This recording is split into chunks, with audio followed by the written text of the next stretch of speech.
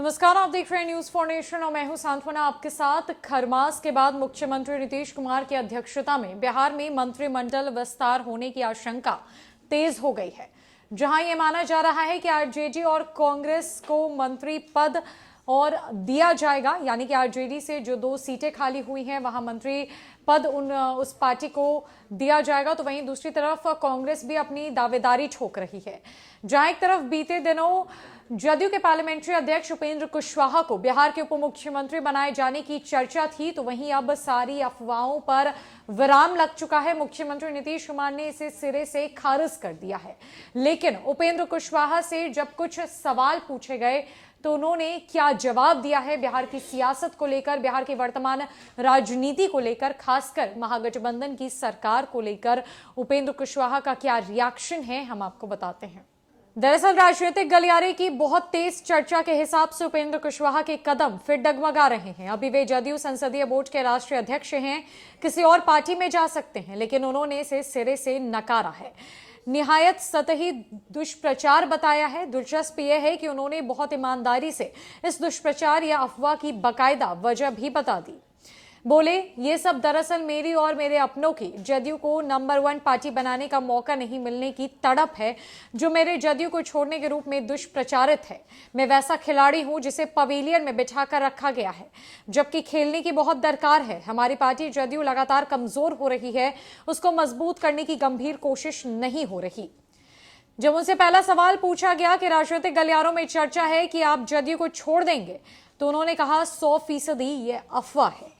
उनसे दूसरा सवाल पूछा गया कि तेज चर्चा है, ये क्यों और कैसे शुरू हुई, तो उन्होंने कहा हमने 2 साल पहले अपनी पार्टी रालोसपा को जदयू में सिर्फ इसीलिए मर्ज किया कि समाजवाद, सामाजिक न्यायिक धारा मजबूत हो जाए। हमारा इकलौता अरमान जदयू को नंबर 1 पार्टी बनाना है, लेकिन मैं वो खिलाड़ी हूं जिसे 2 साल से पवेलियन में बिठा कर रखा गया है। शायद मेरी यह तड़प, जो कि बेहतर शब्द आकांक्षा भी इसके लिए कह सकते हैं, मेरे जदयू को छोड़ने के रूप में दुष्प्रचारित है। जिसके बाद उनसे तीसरा सवाल पूछा गया, अपने उप मुख्यमंत्री की चर्चा पर कहा था मैं कोई सन्यासी हूं क्या, मैं मठ में बैठा हूं क्या।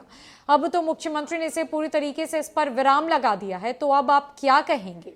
उन्होंने कहा उप मुख्यमंत्री वाली मेरी बात थी भी नहीं, ये तो आप लोगों यानी कि मीडिया का सवाल था। आपने पूछा कि उप मुख्यमंत्री बनने का मौका मिला तो क्या करेंगे, मैंने इसे सिर्फ कबूलने के भाव में ही जवाब दिया। 14 सवाल उन पर दागा गया कि खबर यह है कि आपके ही अपनों के द्वारा ये फैलाई गई बात है। उन्होंने कहा बिल्कुल गलत, अगर ऐसा होता तो इसमें बुराई भी है क्या। समर्थक चाहते हैं कि उसका नेता सर्वोच्च पद को हासिल करे। मीडिया ने उनसे अगला सवाल पूछा और कहा आपने सुधाकर सिंह पर राजद की कार्रवाई पर कहा कि शुभ काम खरपास के बाद होता है, राजद से कोई मैसेज है क्या। उन्होंने कहा कोई मैसेज तो नहीं है, हाँ हम बेसब्री से कार्रवाई का इंतजार जरूर कर रहे हैं। तेजस्वी जी ने भी यही कहा है।